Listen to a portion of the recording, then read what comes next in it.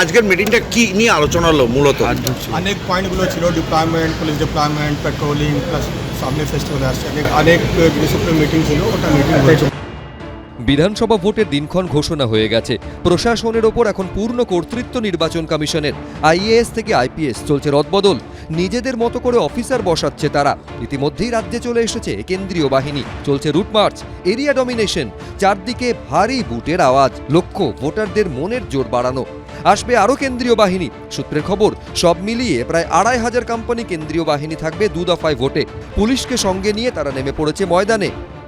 গতবার প্রবলেম ছিল, এবার কিন্তু ইলেকশন অন্যরকম হবে, ঠিক আছে? ঠিক আছে। আর কাউকে কোনোভাবে ভয় দেখানোর চেষ্টা করবেন না। ঠিক আছে। যদি করেন তাহলে আপনার এগেনস্টে কিন্তু কঠিন ব্যবস্থা নেওয়া হবে। আগের বছরের অভিযোগগুলো দেখে আপনার কাছে আসা হয়েছে। এখানে কিন্তু শুধু আমরা নেই, প্যারামিলিটারি ফোর্স আছে, সব আছে। সুতরাং এমন কোনো কাজ করবেন না যেখানে ভোটের কোনো রকম অসুবিধা হয় বা কোনো ভোটারের অসুবিধা হয়। বুঝে গেল? অবশ্যই অবশ্যই।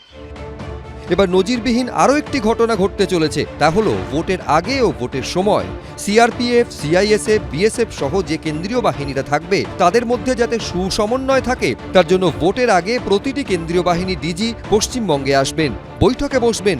সূত্রের আরও খবর, কেন্দ্রীয় বাহিনীর বিভিন্ন ফোর্সের মধ্যে সমন্বয়ের জন্য একটি পদ তৈরি করা হচ্ছে, ডিস্ট্রিক্ট ফোর্স কোঅর্ডিনেটর, যিনি সবার মধ্যে কোঅর্ডিনেশনের কাজ করবেন। সূত্রের খবর, এই পদে নিয়োগ করা হবে কেন্দ্রীয় বাহিনীর কোনো পদস্থ অফিসারকে।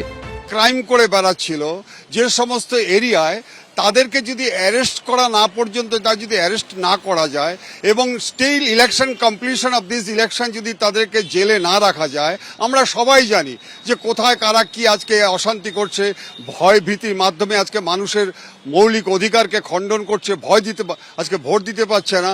তাদেরকে যদি আজকে কনস্ট্রাকটিভ অ্যাকশন না নেওয়া যায়, যতই ওয়েবকাস্টিং করুক, অবজারভেশন করুক, বিভিন্ন জায়গায় নতুন নতুন পদ্ধতি under the guidance of mister Subrata Gupta যেটা করেছে, এটা অভূতপূর্ব।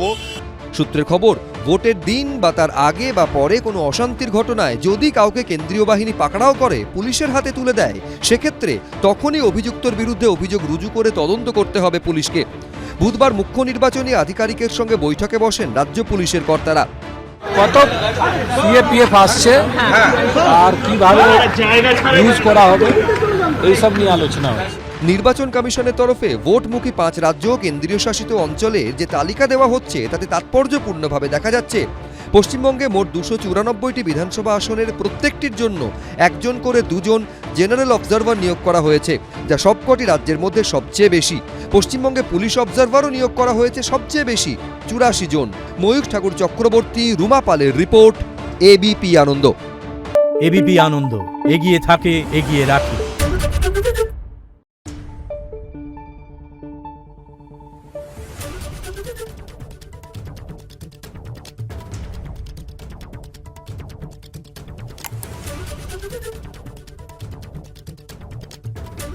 Thank you.